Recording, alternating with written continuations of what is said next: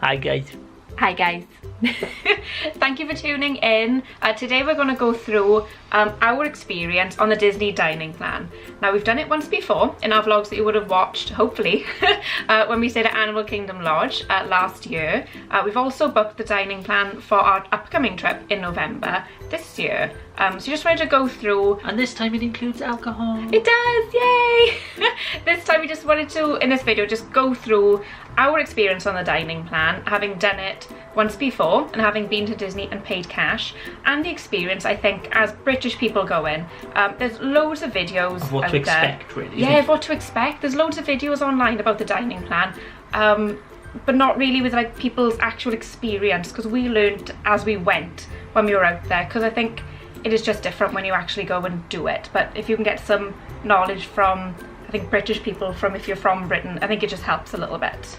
Yeah, so we're gonna start off by briefly explaining, not that we're experts at all. Nope, we've only done it once before. But briefly explaining what the dining plan is, how it works and things like that. And then we just want to concentrate more really on what our experience was, and hopefully it'll help you if you've already booked it or you're thinking about getting it. And whether it would be of interest, really. Yeah. Yeah, so basically the dining plan, think of it as a meal prepayment scheme really for Disney, right? Yeah. Where I wouldn't, in my experience, I wouldn't exactly say you save money on it, but just think of it as your meals are prepaid, so it's less stressful when you're out there, especially if you had children or a big family or something like that. Yeah, we've only done it with the two of us, so it is a little bit easier, but you haven't got to think I've got to carry loads of cash. Or anything like that, really. Yeah. So yeah. There's three different types of dining plan. Okay, so I'll start off with the cheapest option first, going up to the most expensive.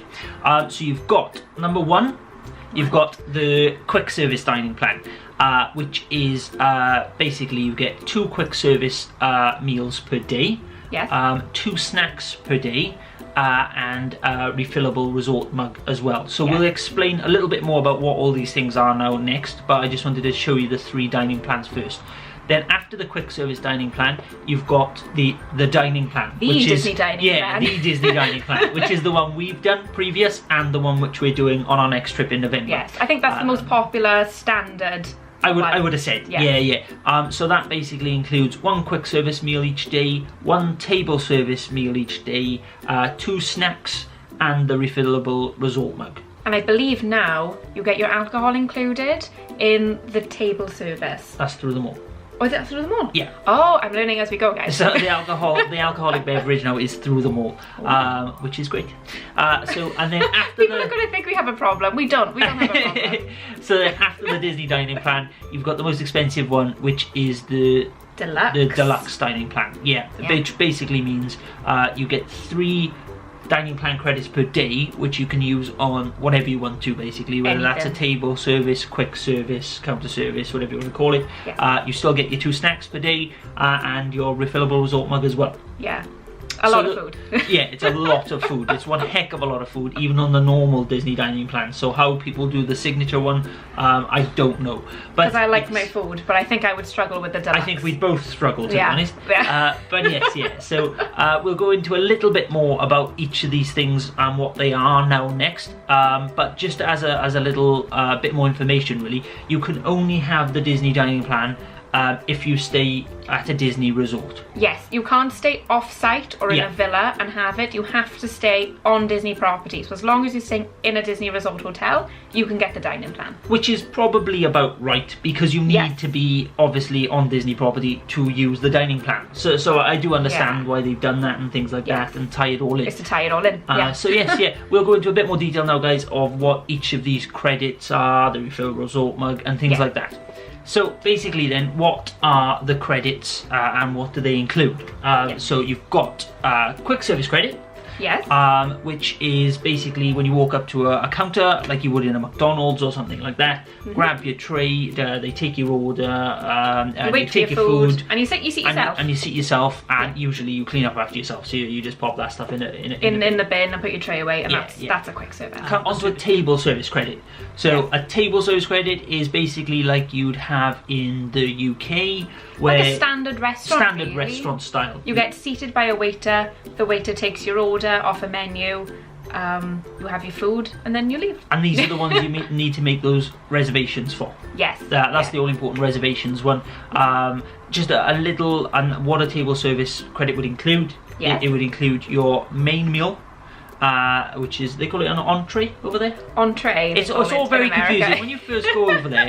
It's because they've got appetizers, entrees, and desserts. Yes. So it would include one entree and your dessert, and then an alcoholic or non-alcoholic beverage. Yeah. We did ask a few times in a couple of the table service restaurants, could we switch our dessert for a starter, which we thought you were able to do.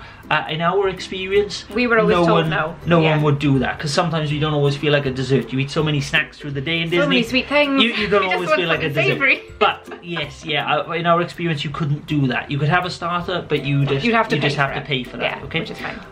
So that was a counter service credit, table service credit, snacks. So snacks you will find everywhere in the parks. Everywhere. And I'll put the symbol up on screen somewhere here or down there. It's basically the one with the little symbol, where the little square with the purple square. It's like a purple and white checker symbol, and you'd see that basically everywhere around the parks and in the resorts. Anything that was on the boards for sale, which you'd see this little symbol by, would be a snack credit. Usually most non-alcoholic drinks are all snacks, so like coffees, Fantas, fruits, cookies, Cokes, some muffins, and things like that. Basically anything under around $7. Roughly, yeah. Something like that. That's usually a snack Your credit. Mickey premium bars. Yes. Your Mickey sandwiches. Mickey sandwiches. Those were lovely. They were lovely. They were basically, no, they weren't a Mickey. They were an like ice an ice cream sandwich. An ice cream sandwich. Yeah, an ice cream cookie sandwich, which I am obsessed with. And I'd go as far as to say we prefer those to the Mickey premium bar. Yes. Controversial, I know. Controversial, but they don't melt all down your hand and get messy and things like that. So that's basically what they are. And not forgetting the resort refillable mug, which you get on all the dining plans. And I would honestly say, even if I didn't go there again now, if I was staying on Disney property, and I didn't have the Disney dining plan, I think at present it is about $18.99 to buy. Plus tax each. $18.99. It was excellent. To buy a refillable mug. It was really good. And I would buy a refillable mug, even if we weren't on the Disney dining plan, because every time you hit your resort, you go to your counter service location at your resort, and any other resorts on property for that matter. Not just the resort you're staying at. No, you can go to any of the resorts and you can refill your refillable mug as much as you want. With coffee, fountain, drinks, anything. Beverages. You just take your mug with you. So if you thought water, whatever you want. Anything you wanted to. So if you thought, I'm going to resort hop today, take your refillable mug with you. You can go at any of the counter services in the hotel and just refill your mug. You will have seen in the last video, on our very last day in Disney, we went to the Grand Floridian and the Wilderness Lodge. We did. We had lunch in the Wilderness Lodge. We did not have to pay for a drink because we had our refillable mugs, which we took with us, refilled them at their location, their counter service location. It didn't cost us for anything for drinks all day. It does. They pay for themselves. They do. A bottle of water, Dasani water in Disney, was something like $3.50. That's a lot of money for, you know, a little bottle of water. And you drink a lot of water when you do. But obviously you can't refill the refillable mugs in the parks. That's the only thing they have. So if you're going around the resorts, you can't in the parks. But it was just great in the evening. You'd go back to the hotel and think, oh, just use my mug. Yeah, great. That was have a hot chocolate or have a something like that. So that was nice. So there's the different credits explained, hopefully, to the best of our opinion, to the best of our knowledge and things like that. Yeah. Right, so now we're going to go through our experience on the dining plan and what we used our credits for.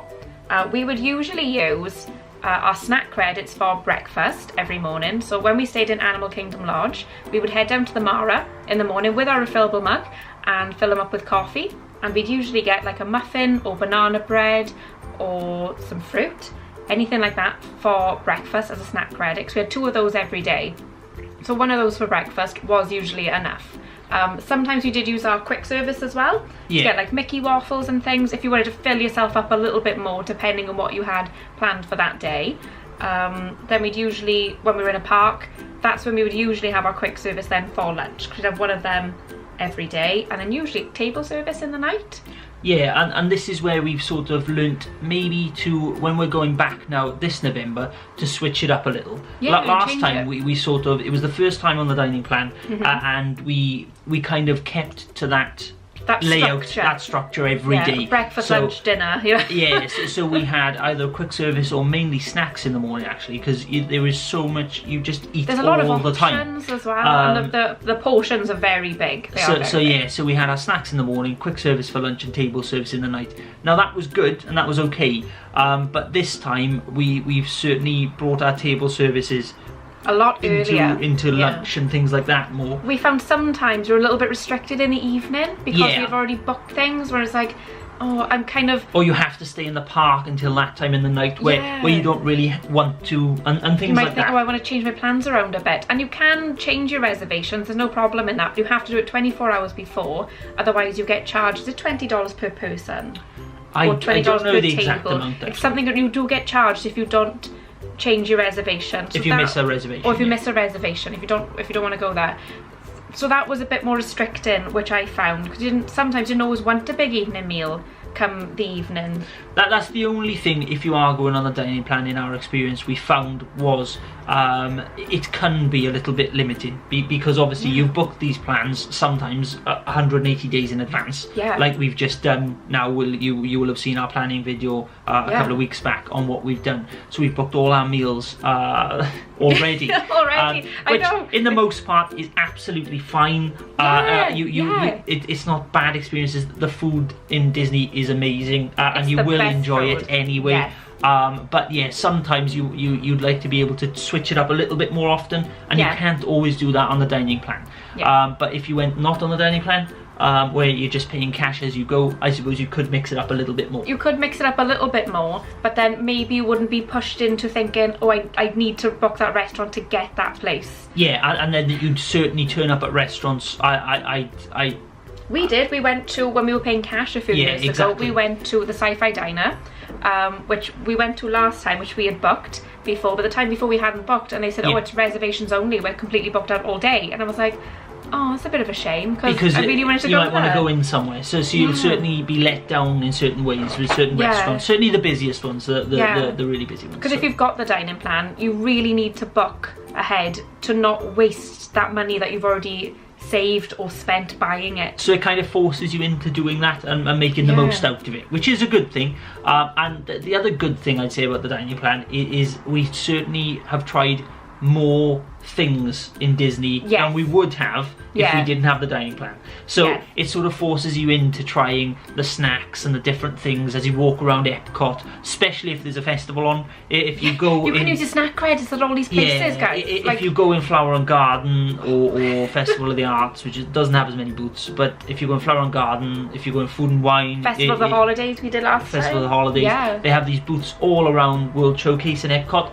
and you can use up one heck of a lot of snacks just walking around there. You could just save them for certain days that you go to certain parks. Like, I would rather save up some of our snacks to go to Epcot and think, right, I'm not going to order a quick service on that day, or I might not order a table service that day. We'll just use our snacks walking around the world. Walking around, because the portions are quite fair in America. They give you a lot of food. You do not go hungry on the dining plan. I think I said this when we went to Sanaa in our last video.